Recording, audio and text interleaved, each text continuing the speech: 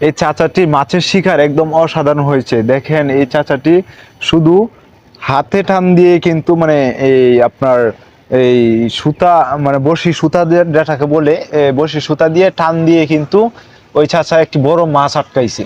তো সেই মাছটি কিন্তু এমনিতে টেনে টেনে নিয়ে আসতেছে। তো আপনারা দেখতে পারবেন, ভিডিওটা পুরোটা দেখুন, দেখেই বুঝতে পারবেন যে কত বড় একটি মাছ এই চাচাটি ধরছে। ঠিক আছে, তো পুরো ভিডিওটা আপনারা না দেখলে কোনোভাবে বুঝতে পারবেন না এই চাচাটির ভাগ্য কতটা ভালো, এত বড় একটি মাছ পেয়ে গেল।